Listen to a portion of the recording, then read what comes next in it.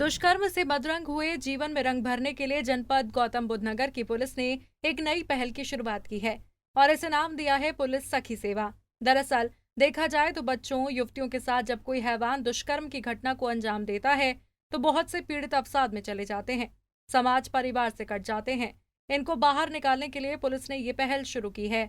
जनपद की डीसीपी महिला सुरक्षा वृंदा शुक्ला ने बताया, ये एक नई शुरुआत की गई है जिसमें जो बच्चे युवती रेप से पीड़ित हैं, जो अवसाद में चले गए हैं, उन्हें कैसे बाहर लाया जाए, इसके लिए पुलिस ने 20 महिला पुलिसकर्मियों की टीम बनाई है।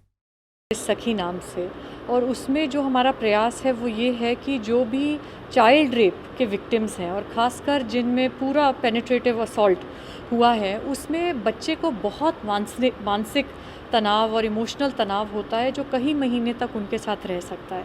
और ख़ासकर अगर वो मध्य या निम्न वर्ग के हैं तो उनको कभी भी उस तरह के हॉस्पिटल्स का या काउंसलर्स का एक्सेस नहीं होता जो कि बाहर के वेस्ट के देशों में होता है, ताकि इस प्रकार के अपराध का ट्रॉमा कम किया जा सके।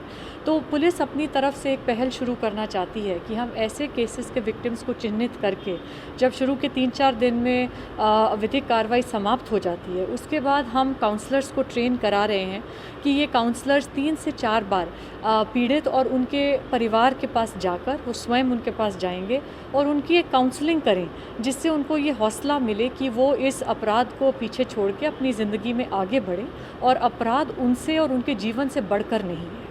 मैम, कितने लोगों की टीम बनाया आप लोगों ने इसके लिए मैंने 20 महिला पुलिसकर्मियों को चिन्हित किया है, जिसमें से 15 उपनिरीक्षक हैं और 5 काउंसलर्स हैं। तो जो ये उपनिरीक्षक हैं, ज़्यादातर केसेस में यही लोग विवेचक भी रहते हैं महिला संबंधी अपराध के, और ये जो बाकी 5 हेड कांस्टेबल चिन्हित किए हैं, ये मैंने पर्सनल ऑब्जर्वेशन से नोट किया है कि ये लोग बहुत संवेदनशील हैं और काउंसलिंग में बहुत सक्रिय हैं। ये और अलग अलग प्रकार की काउंसलिंग देते हैं। तो आज जो मैं ट्रेनिंग दे रही हूँ वो इसके लिए टारगेटेड दे रही हूँ कि चाइल्ड रेप सर्वाइवर्स को और उनकी फैमिलीज़ को कैसे काउंसिल किया जाता है। मैम, ये जो ट्रेनिंग आज चल रही है या कंटिन्यू अभी कुछ दिन और चलेगी कि आज के बाद समाप्त हो जाएगी? नहीं, आज हमने एक मैराथन सेशन किया है, सुबह से शाम तक चलेगा, और इससे एक कह सकते हैं कि बेसिक ग्राउंड वर्क हमारा हो गया है। जिन भी विशेषज्ञों को हमने बुलाया था उन्होंने बहुत जेनरसली हमें ये प्रस्ताव दिया है कि हम केस बाय केस बेसिस पे उनसे निःशुल्क रूप से डिस्कस कर सकते हैं और जो भी सहायता हमारे काउंसलर्स को चाहिए, जो भी मार्गदर्शन चाहिए, वो देते रहेंगे और टाइम पे रिफ्रेशर कोर्सेज चलते रहेंगे।